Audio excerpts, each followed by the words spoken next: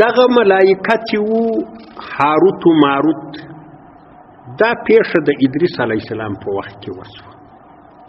د دې واقعې مختلف روایات راغلي دي. یو روایت مشهور داسې راغلی چې د ادریس علیه السلام په وخت کې الله جل جلاله ته ملائکه وویل د ادریس علیه السلام په وخت کې ما درته ویل نافرمانۍ ډېرې شوې، ګناهونه ډېر شو، حتی کفر خو د قابل له وخته لا را شروع بد اخلاقي.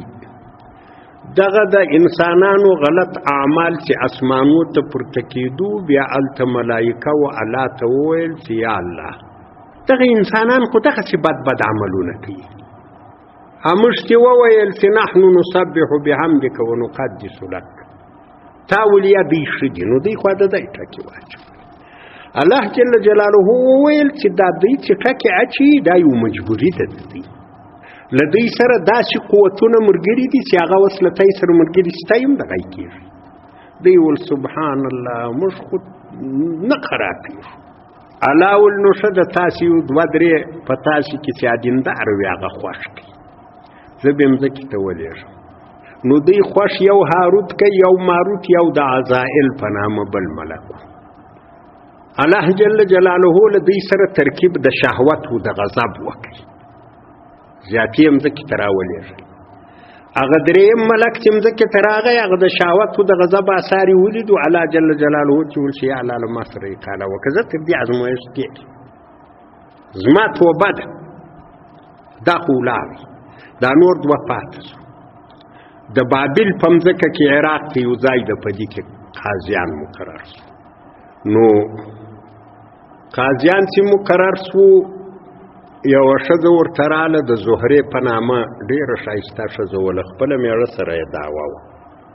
دوی چې ورته وکاتو ښه خوند یې ورکړي. یوه بل ته وویل چې ستا په زړه کې هغه خاطره شته چې زما په زړه کې د هغه ولو ما ته هم ښه خوند راکړي. نو دې ته وویل چې ته له موږ سره دا بدپیلي وکړه. دې ویل یا هغه چم خو نه کوم، په شرایطو یې کوم، یا به شراب څښئ، یا به دا زما میړه قتل کوئ، یا به زما بت ته سجده کوئ، دا مشرک وو. دوی ورته ویل چې یا دا کارونه خو نه کوو، دا ناروا دي، نو چې هم زنا کوو هم ناروا کوو، دا نه کوو. دا ولاړ. دا بله ورځ بیا راغله، خو دا بله ورځ تر هغه ښه ورته ښکاره شو. مطلب دا د اخر دوی دوه دا مشوره وکړه چې خیر د قتل خو ډېره ناروا ده، بت ته سجده ډېره ناروا ده، شراب به وچښو تاوان نه ده دونه ډېر، بیا به توبه وکړه. نو چې شراب یې وچښل له ښځې سره یې زنا وکړه، په دا وخت کې دوی نشه و، ښځې بت ورته راوړ، هغه ته سجده م وکړه. هلته یو سړي ولیدو، د هغه په وجه یې قتل هم وکړه، یا سړی یې مړ کړي چې دا بیا زموږ حال وایي. دی ورته وویل چې تاسې د شپه چیرې کوئ؟ دی ویل د شپې خو موږ ځو اسمان ته. څنګه اسمان ته؟ ویل موږ یو دم زده ده. دی ویل دا دم به ما ته مړه ښایي نه کېږي کاکا. خو اخر یې دم ور وشو. دم چې ور وشو وایي دی پر ځان ووایي ولاړه په اسمان کې ستوری صحیح اوس زهره ورته وایي. دوی دوه چې ماښام دوه دم ووایو نه سو تلای. بیا نو دوی پوه شو چې غلطي خو ډېره راغله. بیا ولاړو ادریس علیه السلام ته. دا خپله کیسه یې ورته وکړه چې موږ په داسې امتحان کې راغلو. ادریس علیه السلام الله ته رجوع وکړه. الله جل جلاله ورته وویل چې ته ورته ووایه دوی دې یو د دغو دوه خبرو مختاره کړي، د دنیا عذاب مختاره کړي که د آخرت. دوی ته چې یې وویل دوی ویل د دنیا عذاب موږ مختاره کوو ځکه دنیا خو یو وخت ختمیږي. بیا نو اوس د بابل په څا کې د سر په ویښتانو راځړېږي څاله وره ډکه. اوس هم خلک ورځي دوی د سیر تعلیم ورته کوي. هغه د سیر یم څه اوږده کیسه کړې ده. نو دا یو قصه ده، دا مشهوره ده د هاروت و ماروت په شان کې. کتابو دا کیسه سخته رده کړې ده. علامه خازن په خپل تفسیر کې وایي، تفسیر خازن مشهور تفسیر ده، هغه وایي چې دغه خبره چې چا کړې ده دا قصه دا نه عقل تسلیموي نه نقل تسلیموي. دا له عقل هم مخالفه ده، له نقل هم مخالفه ده.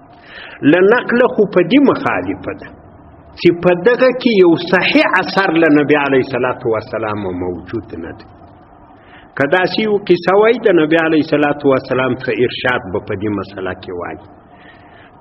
کوم روایات چې راغلي دي په کتابو کې هغه ټول پر یو چا باندې موقوف دي، او بلکې راجع د دې روایاتو څخه وکعب الاحبار ته د کعب الاحبار یهودي و ایمان راوړی. نو دا د یهودو اختراعات دي، اسرائیلی روایات دي. په نقل خو له دې وجه راده ده، او په عقل څه ورته وګوري له دې وجه راده ده. ملائکه چې دي ټول مسلمانان، جمهور د مسلمانانو بلکې ټول مسلمانان پر دغه مسله اتفاق دي چې ملائکه ټول معصوم مخلوق دي.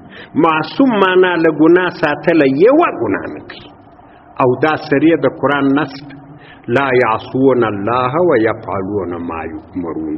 دا د ملائکه په شان کې نافرمانی د الله نه کوي، هغه څه کوي چې الله یې امر کوي. ملائکه نافرمانی نه کوي، عاشق چې نافرمانی نه کوي. نو بیا چې دا د خلکو ګناهونو ورپورته سو، دوی الله پاک ته وویل چې یا الله که چیرې ته له موږ سره علاو الکلتای سره ترکیب د شهوت و غضب راشي ته یم دغه یې کوي، دی ولیا موږ دغه یې نه کوو. نو دا خو یې د الله خبر راته علاو دغه یې کوي، دی ولیا یې موږ دغه یې نه کوو، کنې ته م واسو. نو دا خو یې د الله خبر رد کړه. د الله د خبرې رد خو کفر دی.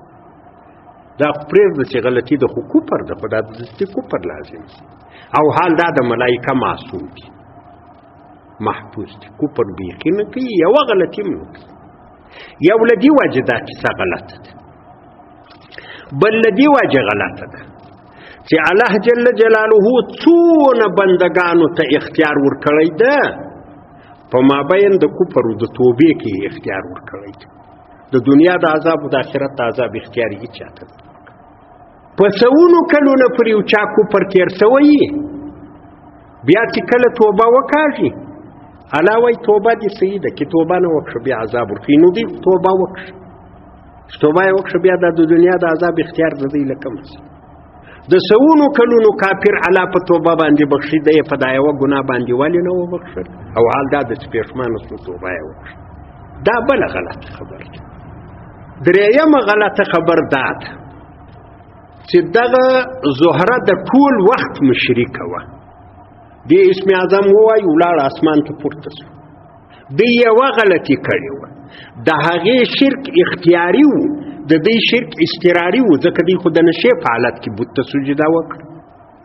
نو دا څنګه کېږي چې یو څوک پر اضطراري شرک الله دونه په عذاب کې دغه اثر ختم شي د اسم اعظم د دم، او دا د ټول وخت مشرکه وه، بلکې د دوی په ګناه کې هم د دې لاس ته خو دې په وکړي دا کار، او دا اسمان ته وخت.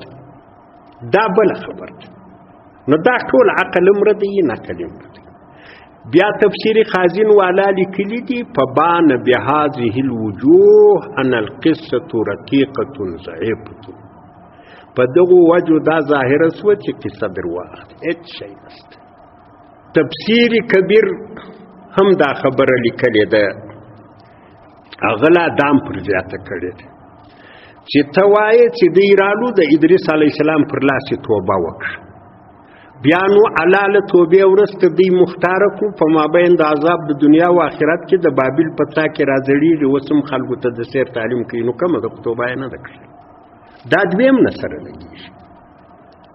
نو بیا نور وجوهات هم ویلي دي، دغه د تفسیر خازن وجوهات هم ویلي دي. بیا یې ویلي دي وعلم ان هذه القصه فاسده مردوده. په دې پوسه دا قصه فاسده ده، دا مردوده ده، دا غلطه قصه ده، داسې څه نشته.